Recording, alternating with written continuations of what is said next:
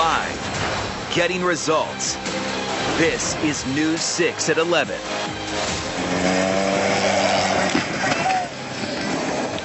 Tonight, the crash. A packed helicopter slams into the water.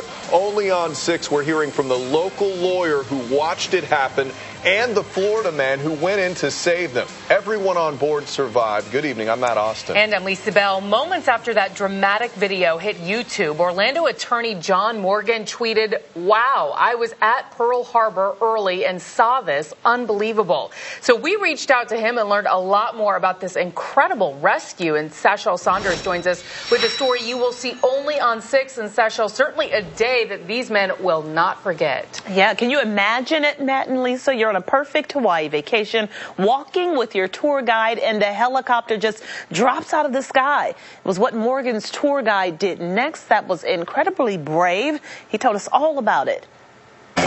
Watch as a helicopter loses control, spiraling down and crashing near Pearl Harbor. I heard a non-engine auto rotation where the main rotor spins, and I saw people running, and I said, that's a helicopter going in.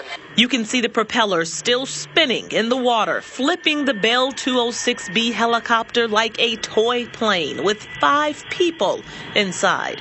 Jacksonville, Florida native Chris Gardner was taking Orlando lawyer John Morgan on a tour. Almost instinctually, he ran to help. He just took off his shirt and dove in the water. And with a knife, it started cutting people out of their seatbelts. We just took turns with a knife, and I actually cut my finger trying to slice the seatbelt. With help, Gardner frees a 16-year-old boy trapped and hanging by a seatbelt. I regret that we didn't get him out faster. It seemed like a long time to me. Video taken just moments after shows people taken out on stretchers. Gardner and the second hero are shown resting after that daring rescue. Something very catastrophic must have happened that he just couldn't extend the glide. He was too low, didn't have enough airspeed. Our News 6 helicopter is similar to the one that crashed. 25-year veteran pilot Bob Lancaster says you have just seconds to react in emergency situations. And if the Honolulu pilot would have swayed just a few more feet into the rocks, it most certainly would have been deadly. He did the best that he could with what he had. That 16-year-old, it took them 3 minutes to get him out. He's still in the hospital in critical condition. The 4 others are doing okay. Now get this, the tour guide who helped save them, also a Florida surfing champ, a professional scuba diver, a lifeguard trainer, and he works with helicopters. So he was definitely ready for a moment like this. Lisa. Some incredible video and an incredible rescue. Sachel, thank you. And you can watch our interview with Morgan and his tour guide on clickorlando.com. We are posting it as well as the latest on this crash right on the homepage. Also just in a scare inside a parking garage at Universal after a school bus crashes. Universal told us tonight the bus was going up the wrong way inside one of the garages. It hit a concrete beam. 13 teens were on the bus. 8 were taken to the hospital with minor injuries. The bus belonged to a private school, but Universal did not tell us which one. Also developing new insight behind a high school scare. Students locked down for hours, finally sent home tonight, and telling us what happened in there. Sean Chiabot is live at St. Cloud High School tonight. Sean, students told you they were not surprised this happened today, right? Yeah, they really weren't. In fact, they had been hearing about fights here all week long. In fact, some of them started calling this Fight Week on social media.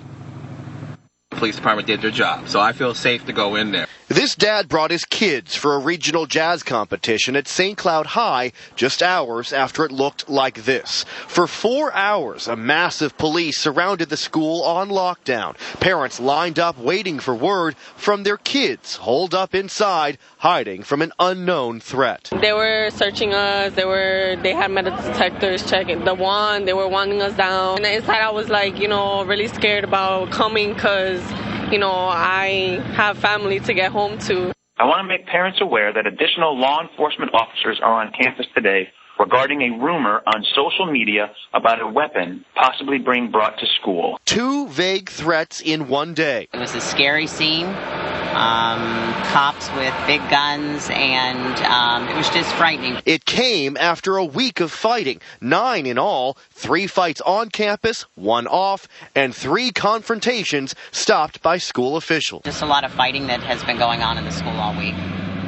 And fortunately, they have shared it with me, so I've been aware of it. Now, if there is any good news to come out of all of this, students and parents that we talked to thought that the school did a really good job of staying on top of all this throughout the week. Matt. Sean Chabot live for us. Thank you.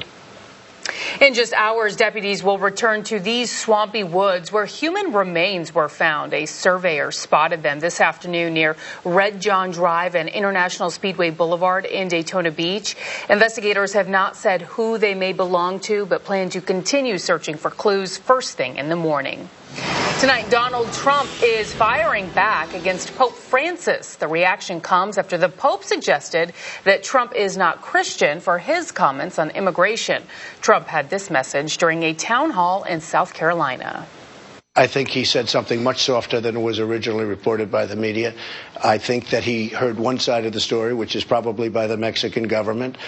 He didn't see the tremendous strain that, the border is causing us with respect to illegal immigration.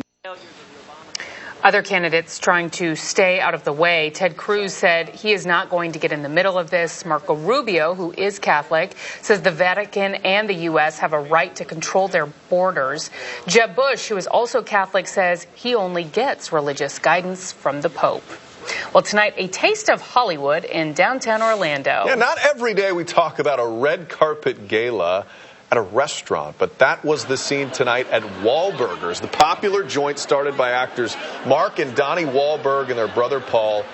You can see a lot of fans out there waiting for the chance to see the stars and taste that food, including our very own Candace Campos, who got a quick selfie with Mark. All the ladies in the newsroom were jealous. Photojournalist James Goslin has the sights and sounds of the night. We got here at 6 o'clock this morning, and we're here for Wahlburgers.